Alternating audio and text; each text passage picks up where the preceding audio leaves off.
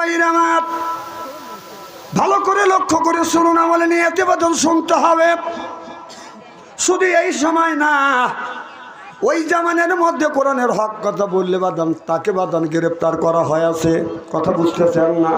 আমার নবী যখন কলেমার দাওয়াত দেওয়া শুরু করলেন, আমার নবী যখন বললেন লা ইলাহা ইল্লাল্লাহ মুহাম্মাদুর রাসূলুল্লাহ সাল্লাল্লাহু আলাইহি ওয়াসাল্লাম, আমার নবী এক আল্লাহর দাওয়াত দিলেন। চিল্লে এখন মারহাবা।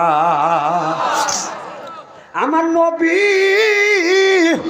নবীর বাপ চাচাদেরকে ডেকে ডেকে নিয়ে বাদান পাহাড়ে নিয়ে যা বললেন, চাচা আমি যে একজন মোহাম্মদ, আমি যে একজন মানুষ, আমাকে কি বিশ্বাস হয়? বলে হ্যাঁ বিশ্বাস হয়। বলে চাচা আমি মাতৃগর্ভে আমি বাবা হারাইছি, 6 বছর বয়সের সময় মা হারাইয়ে এতিম হয়েছি গো চাচা, আমার জীবনে কোনোদিন আমি মিথ্যে কথা বলিনি। আপনারা বলুন আমারও নবী কি মিথ্যে কথা বলছি? আমার নবীর চরিত্রে কোনো পথ নাই, যিনি আমাদের বিশ্ব নেতা। সুবহানাল্লাহ বললেন না? আল্লাহ নবীদের সম্পর্কে সার্টিফিকেট দিয়েছে আমার আল্লাহ, ওয়া ইন্নাকা লাআলা খুলুকিন আযীম। আমার যতগুলি নবী রাসূল পাঠাইছে, নবীদের চরিত্র পুত এবং পবিত্র, ফুলের চাইতেও পবিত্র। সুবহানাল্লাহ কম। তাহলে আমার নবীর চরিত্র ফুলের চাইতে পবিত্র, আর আমাদের দেশের ঘুষখোর নেতা, বদমাইশ নেতা তকবীর পাঠতে পারতে যায়, আমার নেতার চরিত্র ফুলের মতো পবিত্র। সোর কি কর? ও তো উচ্চ কথা কর। ভালো করে দূরবীন দিয়ে পরীক্ষা নিরীক্ষা করলে দেখা যায় যে 100 মহিলাকেও জিনা করছে ও। চিনি না আমি?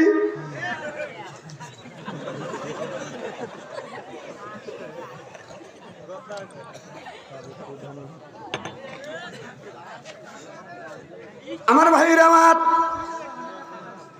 এবার পাহাড়ে যখন সব গচ্ছিত হইলেন, নবীর চাচা আবুল আহাব বলে, বাতিজা কি জন্য তুমি আমারে ডাকছো? বলে চাচা আমি একজন আল্লাহর বান্দা, আপনারা আল্লাহর বান্দা, আমি একজন নবী, আল্লাহ কিন্তু আমাকে নবী বলে পাঠাইছে। ও চাচা এখনো কলমা পড়ে তুমি মুসলমান হয়ে যাও। এই কথা যখন কলমারও যখন দাবাত দিলেন, এক আল্লাহর যখন দাবাত দিলেন, আবুল আহাব বাদান সহ্য করতে পারে না, সঙ্গে সঙ্গে একটা পাথরও তুইলে আমার নবীর দিকে সুরে মারছে আর বলছে, তাব্বাল্লাকা ইয়া মুহাম্মদ, তুমি ধ্বংস হয়ে যাও। যখন পাথর তুলে এইরকম করে নবীর দিকে যখন সুরে মারছে, আমার নবী আকাশের দিকে তাকাইয়া বলে, আল্লাহ আমার কথা তো আমি বলতে চাচ্ছি না, আমি তোমার কথা বললাম চাচা। আল্লাহ আমার আপন চাচা আমাকে বললে তাব্বাল্লাকা ইয়া মুহাম্মদ, তুমি ধ্বংস হয়ে যাও। আল্লাহ বলেন, তাব্বাত ইয়াদা আবি লাহাব, হে আবু লাহাব, সর্বপ্রথম তোমার হাত আমি আল্লাহ আগে ধ্বংস করব। সুবহানাল্লাহ বললেন না? আল্লাহ বললেন সর্বপ্রথম তোমার 2টা হাতকে আগে ধ্বংস করা হবে। কারণ বলতে পারেন কারণটা কি? কারণ এই হাত দিয়ে বাদান ডেল দিছে, এই হাত তো কোনো ডেল দেয় নাই। এই হাত দিয়ে যখন ডেল দিছে, এই হাত দিয়ে এইরকম বাদান শক্তি বাদান সঞ্চয় করছে। এই জন্য আল্লাহ বললেন, আবুল আহাব রে, সর্বপ্রথম হস্তদয় তোমার 2টা হাত ধ্বংস করা হবে, তারপরে তোমার পুরো বডির দায়িত্ব আমি আল্লাহ হাতে উঠা নিব।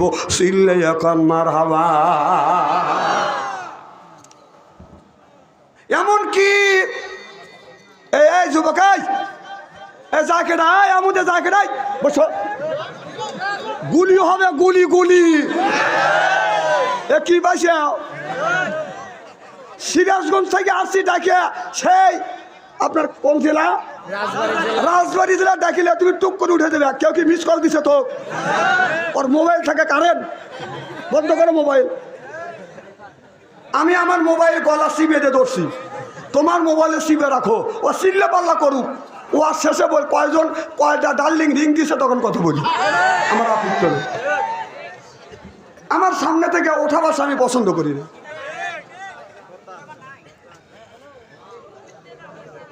আমার ভাইরা, এই যে কথাতে বলতেছি, নামাজ যেমন ফরজ, রোজা যেমন ফরজ, আল্লাহ কোরআনের কথা শোনাও তেমন ফরজ। সুবহানাল্লাহ। আর এই ইবাদত থিয়া কোন বিবেকে কোন গানে একটা সেরি রিং দিলে তুমি উঠে যাচ্ছ?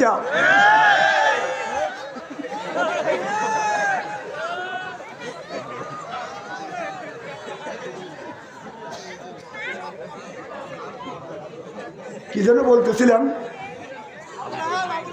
আবুল আহাব।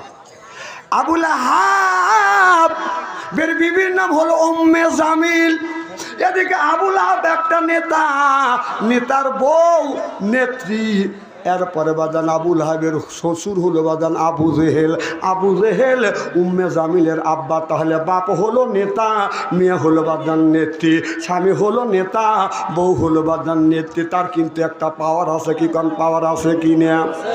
আমার নবী কাবার চত্বরে বসে বসে আল্লাহর নবী কোরআন তেলাওয়াত করতেছেন। আর রহমান আল্লামাল কোরআন খলাকাল ইনসানা আল্লামাহুল বায়ান। আবু জেহেলের মিয়া অর্থাৎ আবুল আহাবের স্ত্রী উম্মে জামিল কাপড়টা বাঁধান আপনার কোমরে বাঁধান সুন্দর করে বাঁধছে। বাঁধা ডাইনি, কথা বুঝতেছেন না? যেমন আবুল আহাবের আপনার উম্মে জামিল যেমন ডাইনি ছিল, আমাদের প্রধানমন্ত্রী যিনি ছিলেন এই ডাইনি, ওই ডাইনি এক সমান। কথা কন? কারণ উম্মে জামিল কোরআনের কথা শুনতে পারে নাই, এই জন্য নবীকে মারার জন্য গেছে। ওরা কি কম হুঁশিয়ার নাকি? হুঁশিয়ার দেহে একটাকে ধরতে পারে না, বাবা পলা মামুর বাড়ি গেছে। কথা কন? ওরা হুঁশিয়ার দেখে বাড়িতে একটাও খুঁজে পাবেন না। কথা কন না কে? ওরা কি কম হুঁশিয়ার? আরো ওরা হুঁশিয়ার করতে চাচ্ছে না, ওরা খুবই হুঁশিয়ার। হুঁশিয়ার দেখে বাড়িঘর বউ বলবা ছাড়িয়ে ফাঁকে বলা রয়েছে। কথা কন? আরে কতদিন থাকবি? একটা একটা করে ধরা হবে, জেলের মধ্যে ঢুকানো হবে, এ বিচার হবে। তুমি যদি কাউরে ইটের ডেল দিয়ে থাকো 2 দিন আগে আর 2 দিন পরে পাথরের ডেল খাওয়া লাগবে, পাথরের ডেল। এখন এটা কি সরকার? হ্যাঁ, অন্তর্বর্তী সরকার যেদিন আছে একদিন খালি দোয়া ইন্নুস পড়তে থাকো, দোয়া ইন্নুস পড়ো, খালি দোয়া ইন্নুস পড়ো। আর যদি নির্বাচিত সরকার আসে তাহলে ইটের ডেল দিছে, পাথরের ডেল খাওয়া লাগবে, মনে রাখিস। এটা কয়া গেলাম। খালি এখন খালি দোয়া ইন্নুস পড়ে দাও। অর্থাৎ রোম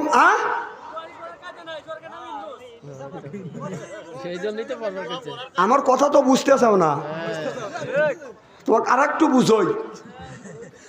রমজান মাসে শয়তান একল শৃঙ্খলা করে আল্লাহ বন্দি করে রাখে। কথা বুঝতেছেন না? এই যে এই সরকার ডাক্তার ইন্নুস যতদিন আছে একদিন খালি দোয়া কালাম পড়ো, দোয়া ইন্নুস, মানে এখন আর তোমার কেউ কিছু বলবে না। নির্বাচিত সরকার আসলেই খবর আছে, কি আছে? খালি জীবন পাড়া ডাকছে, আচ্ছা খেলা হবে, খেলা হবে। যেই পাবলিক খেলার কথা শুনে শুনে, যেই পাবলিক খেলার জন্য রেডি, বাবা খেলোয়াড় মাঠে নাই, বোরখা মুড়িতে বলেছে। পাবলিক খেলার জন্য রেডি, তুই পালালি কে?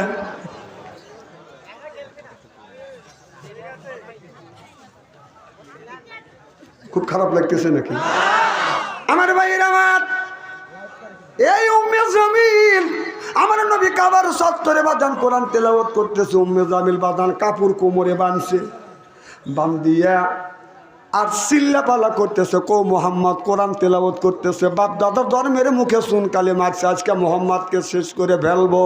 এমন সময় আবু বকর সিদ্দিক আমার নবীর কাছে যা বলে, ইয়া রাসূলুল্লাহ, ইয়া হাবিবাল্লাহ, টাকা দেখে আবুল আহাবের স্ত্রী উম্মে জামিল কোমরে কাপড় বেঁধেছে আর রুশে আসতেছে, নবী গো আপনাকে মারবার জন্য, হত্যা করার জন্য। ও নবীজি আপনি পালিয়ে যান। আল্লাহ নবী বললেন আমি পালাবো না, আমার আল্লাহ আমাকে হেফাজত করিবে।